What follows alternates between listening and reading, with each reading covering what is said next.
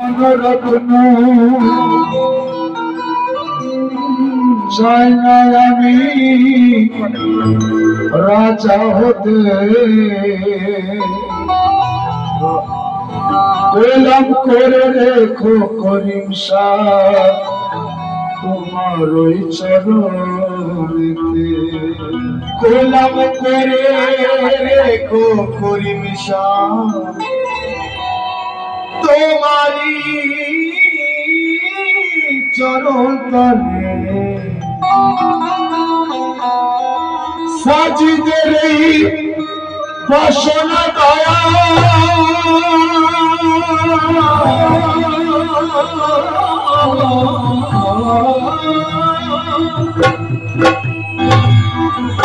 সাজিদের এই বাসনা দয়াল ভেঙে যেন দিও না, করে চলে বলি তোমায় মিনতি আমার শুনো না।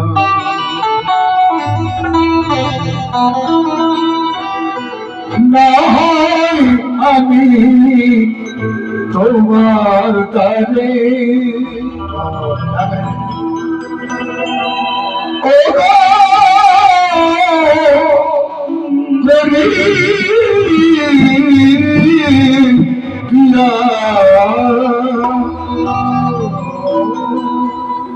না হয় আমি তোমার দ্বারে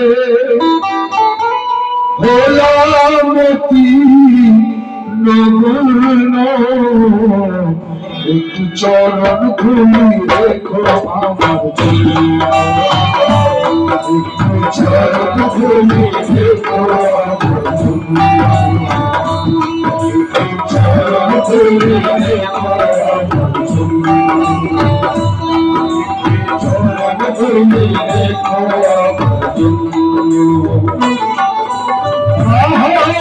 আমি তোমার কাছে, না হয় আমি তোমার কাছে, না হয় আমি তোমার কাছে বললাম কি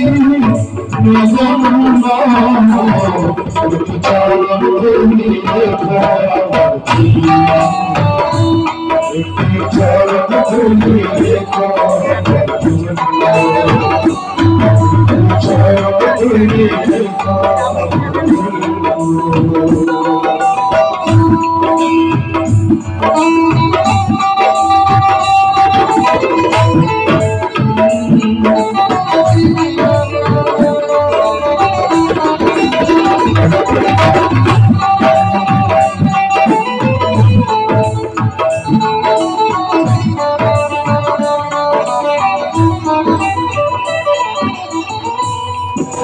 প্রেমার বাঁধে মালা আমি কেটেছি, প্রেমার প্রেমে ভিখারি আমি হয়েছি, প্রেমার নামে মালা আমি কেটেছি, তোমার প্রেমে ভিখারি আমি হয়েছি, পাগল করেছ আমার তোমার রূপের লীলাবন্ন, পাগল করেছি আমার তোমার রূপের লীলাবন্ন, না হয় আমি তোমার কাছে, না হয় আমি তোমার কাছে এলাম অতি চরণ খুলি রেখো আমার, চরণ খুলি রেখো আমার, চরণ খুলি রেখো না হয় আমি তোমার কাছে, না হয় আমি তোমার কাছে এলাম অতি নগণ্য দুটো চরণ ধুলি রেখো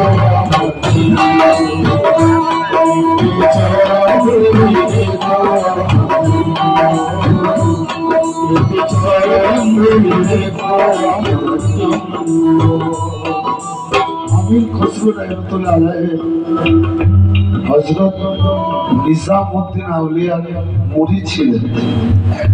তো নিজামউদ্দিন আউলিয়ার দরবারে এক ভিখারি এসেছিল, এসে দাঁড়িয়ে আছে কয়েক ঘন্টার পর ঘন্টা। তখন নিজামউদ্দিন আউলিয়া তুমি যদি কিছু দেবো, কিছু নেই আমার।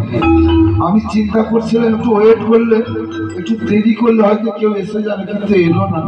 যা কাজ কর, আমার এই জুতো জোড়া তুই নিয়ে যা, আর নতুন হয়েই আছে পরিচালনা দিয়েছি, তোর কিছু কাজে লেগে যাবে। যা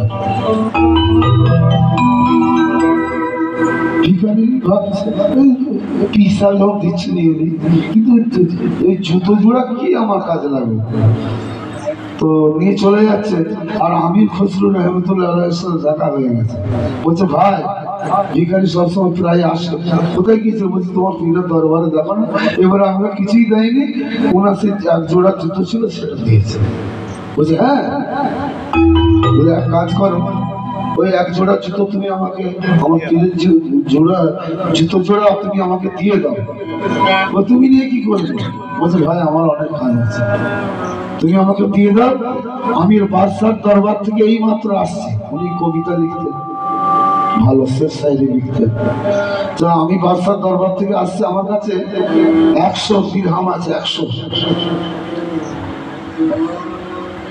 মানে রুপোর টাকা আছে, 100 রুপোর টাকা, যে তুমি এটা নিয়ে নাও। আর যদি তোমার কম মনে হয় তুমি চলো আমার বাড়িতে, আমার যা আছে তোমাকে আমি সব দিয়ে দেবো। বলে সেই এক জোড়া জুতো মাথায় করে নিয়ে চলে আসছে। এসে পীরের দরবারে দাঁড়িয়েছে। নিজামউদ্দিন আউলিয়া বলছে পীরে কত দিয়ে কিনলি? বলছে হুজুর আমার কাছে যা ছিল দিয়ে দিয়েছি। বলছে সস্তায় পেয়ে গেছিস, পীরের জুতা সস্তায় পেয়ে গেছিস, সব দিয়ে দিয়েছে। একটু চরণ ধুলি রেখো,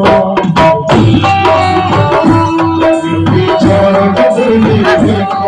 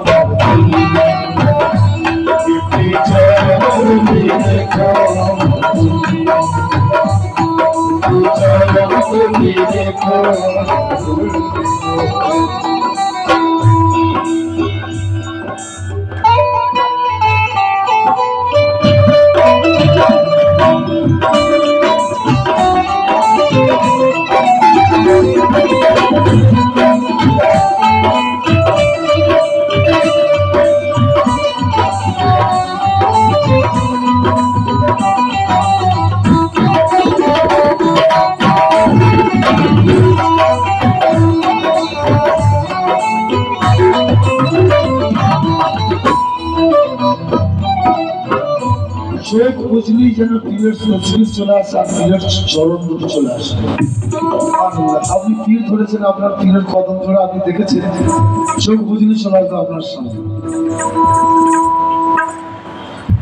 তো মগ্ন থাকি তোমার চরণ শরণে, তুমি ছাড়া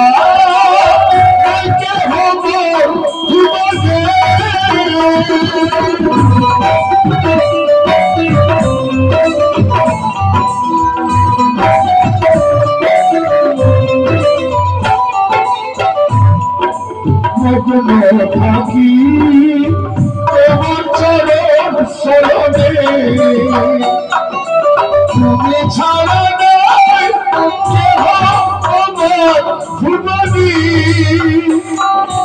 তোমার প্রেমে আমার কাছে মনে অরণ্য তোমায় পেয়ে আমার কাছে মনে অরণ্য আমি তোমার দ্বারে আমি তোমার দ্বারে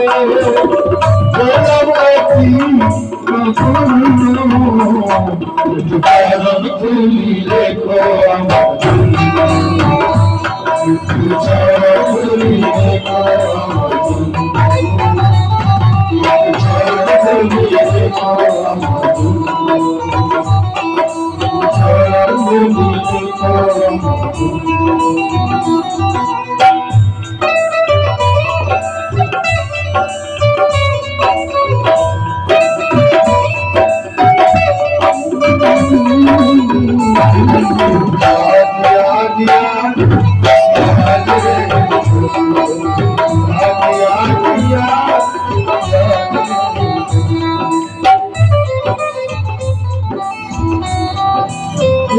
কেন করতে হবে?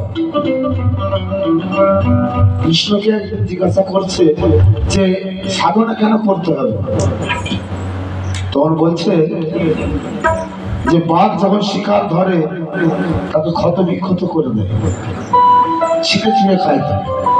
কিন্তু সেই বাঘ সেই দাঁত দিয়ে তার যখন সন্তানকে নিয়ে যায়, তার বাচ্চাকে নিয়ে যায়, তার কিচ্ছু হয় না, সে বুঝতেই পারে না, তাকে এক জায়গা থেকে এক জায়গায় নিয়ে চলে যায়। সাধনা করলে ওই বাচ্চাকে যেমন নিয়ে যায়, সে কিছুই বুঝতে পারে না, সেটা হবে। আর তা নাহলে ছিঁড়ে ছিঁড়ে যে খাচ্ছে ওই যন্ত্রণা ভোগ করতে হবে। ওর থেকেও বেশি, ওর থেকেও বেশি। আমার নবীজি বলেছে মৃত্যু যন্ত্রণা চিন্তা মানুষের দাঁত থেকে চামড়া কেটে কেটে নামানো যে কষ্ট, তার থেকেও বহু গুণ কষ্ট মৃত্যু যন্ত্রণা। সাধনা এই জন্য করতে হবে, আর তা না হলে মৃত্যু তো হলো, হওয়ার পরে আসার যে প্রসেস রয়েছে, এই দুনিয়াতে আসার যে প্রসেস রয়েছে, আপনি যদি শুনেন, যারা জানে তারা তাদেরকে স্বীকার করতেই হবে, আপনার মাথা বনবন করে দিবে। কতবার আপনি এসেছেন, কতবার ফিরে গেছেন, হয়তো লক্ষবার এসেছেন ফিরে গেছেন, তারপরে আপনি এই দুনিয়াতে জায়গা পেয়েছেন। তার আগে হয়ে গেছে, লক্ষবার গেছে এসেছে, কত কষ্ট। তাই হৃদয় মাঝে রাখি তোমার ছবি, তুমি বলা তুমি আমার নবী।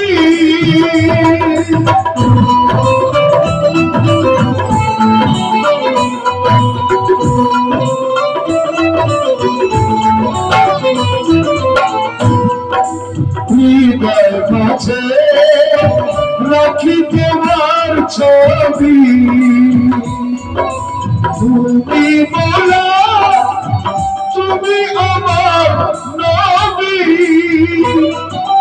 তোমার কলস পেয়ে হলাম আমি যে ধন্য, তোমার কলস পেয়ে হলাম আমি যে ধন্য। আমি তোমার কাজে না হয়, আমি তোমার কাজে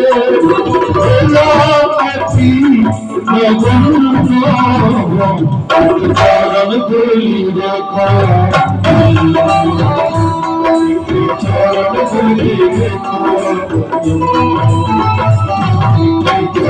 ধুলি রেখো, চরণ ধুলি রেখো, চরণ ধুলি রেখো।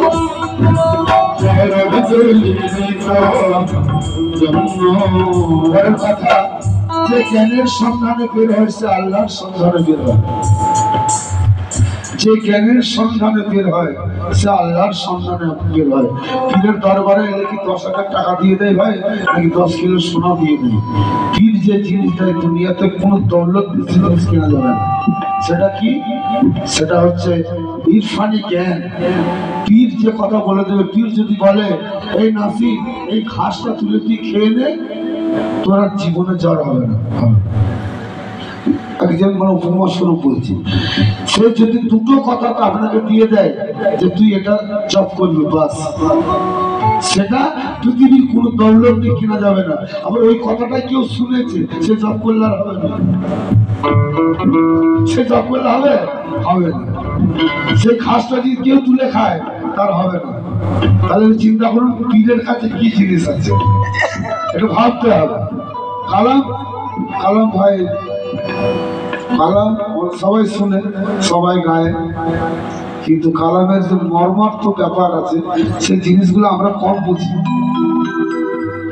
মান আরাফা কবি তুমি শোনাবে, আকার দিলে নূরের প্রদীপ চালাবে।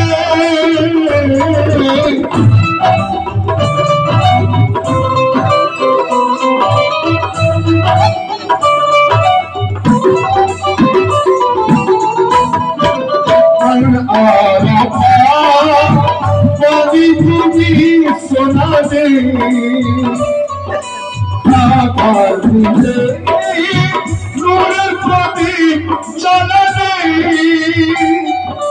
পাঠালে খোদা তোমার তেরে জগতে মহাবান্ন, পাঠালে খোদা তোমার তেরে জগতে মহাবান্ন। আমি তোমার দ্বারে, আমি তোমার দ্বারে এলাম আছি তুলি রেখো, তুলি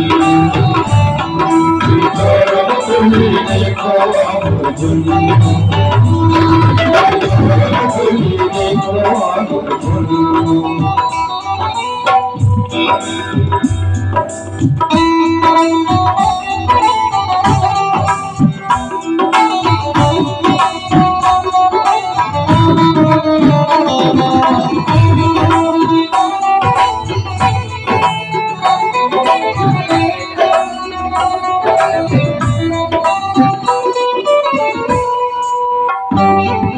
শেষ কথা। আজকে আমার করিম সাহ করিম, আমার মসজিদ আছে, আমি কি তাকে পাবো? আবার উনি তো পর্দা করে গেছেন, পর্দার অন্তরাল আছে, আমি কি আবার পাবো? আমার বিশ্বাস আবার পাবো না। কেন? উনি আমার হাতে হাতে ওয়াদা করেছেন। কি করিয়েছে? কায়ামত তক তোর সাথে আমি থাকবো। তো আমার তো কায়ামত নেই, আমার তো মৃত্যু নেই, আমার সাথে তো থাকতে হবে। কিভাবে থাকবে সেটা জানুন পীরের কাছে। উনি আবার আসবেন, আবার তোমার হাতে হাতে, আবার অন্য রূপে আসবেন, এই রূপে আর না।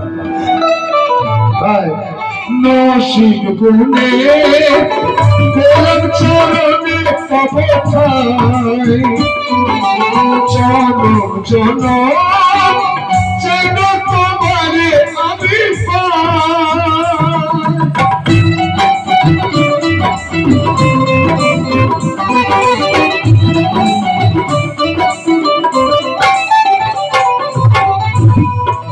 নসিব গুনে গোলাম চরণে পাবে ঠাই, জনম জনম যেন আমি তোমারে পাই।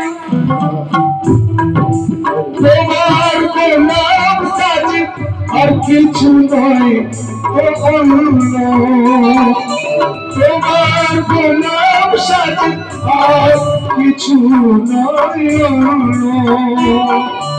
না হয় আমি তোমার কাছে, না হয় আমি তোমার কাছে গোলাম আছি নগণ্য। চরণ খুলিয়ে গোলাম, চরণ খুলিয়ে গোলাম, চরণ খুলিয়ে গোলাম। না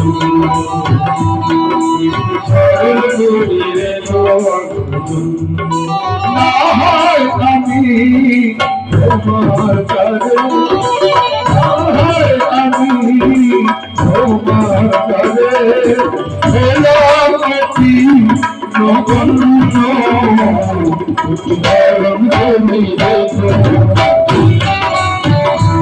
একটু চর্ম তুমি দেখো, চর্ম তুমি দেখো, চর্ম তুমি দেখো, চর্ম তুমি দেখো।